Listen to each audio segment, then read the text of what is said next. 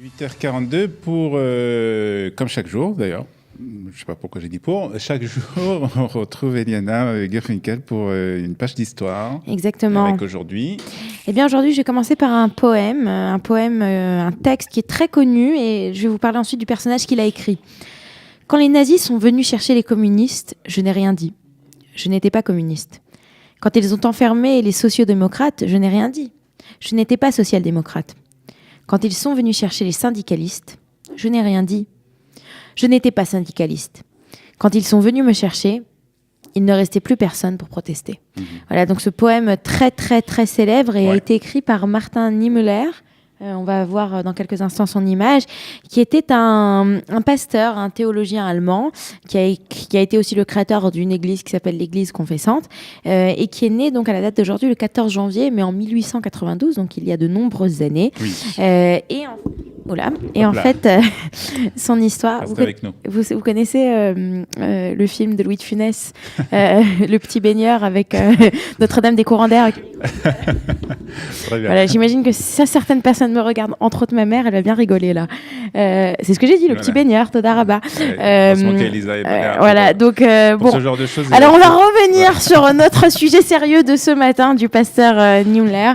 Il faut dire que il a trouvé sa voie au moment de la Première Guerre mondiale, puisqu'il était il était dans les sous-marins, et à cette époque, eh bien l'Allemagne faisait une bataille, une guerre sous-marine à outrance, et c'est ainsi que quand il va voir les Allemands donc détruisaient et puis torpillaient surtout beaucoup de navires de transport, pas spécialement des navires de guerre, et c'est à ce moment-là qu'il a compris qu'il y avait l'impossibilité d'un univers moral, et qu'il a décidé de rentrer sous les ordres.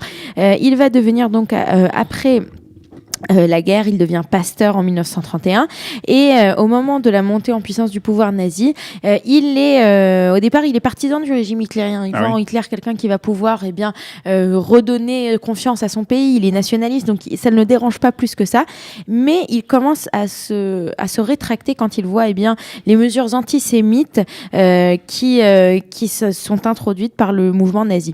Il va d'ailleurs créer une nouvelle organisation qui s'appelle la Pfarrnotbund, qui veut dire la Ligue d'urgence des pasteurs, pour lequel il incite en fait les pasteurs à respecter des principes de tolérance que l'on a dans la Bible. À la fin de l'année 1933, c'est un appel qui a véritablement qui est entendu, puisqu'il y a 6000 pasteurs, un tiers donc des ecclésiastiques protestants qui vont rejoindre ce groupe dissident.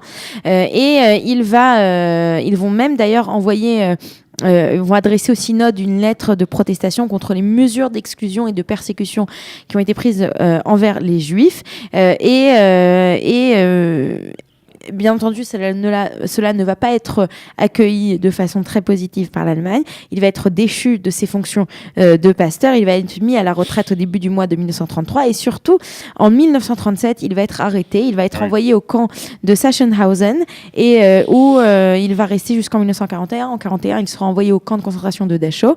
Et il va y rester en fait jusqu'à la libération du camp à la fin de la guerre, donc à la fin du régime nazi en 1945. Et donc de 1945 jusqu'à 1984, il va, comme je vous l'ai dit, construire, il va participer à la reconstruction de l'église protestante d'Allemagne, qui a véritablement souffert pendant cette période. Et il va écrire donc ce poème qui est très très très connu, qu'il a réalisé, qu'il a écrit en 1946, que donc je vous ai dit, avec cette fameuse phrase: quand ils sont venus me chercher, il ne restait plus personne pour protester, et qui résonne énormément chez les Allemands, pour parler en fait de cette façon de souvent d'avoir de n'avoir pas pensé à la problématique morale de ce que faisait le régime nazi, et qu'au final ils se sont retrouvés eux-mêmes embêtés. Ils n'ont pas réagi non plus, quoi. Pardon ? Que certains n'ont pas réagi. Exactement, voilà. Bon, très bien. Merci beaucoup. Est-ce que vous savez ce que c'est la data science ?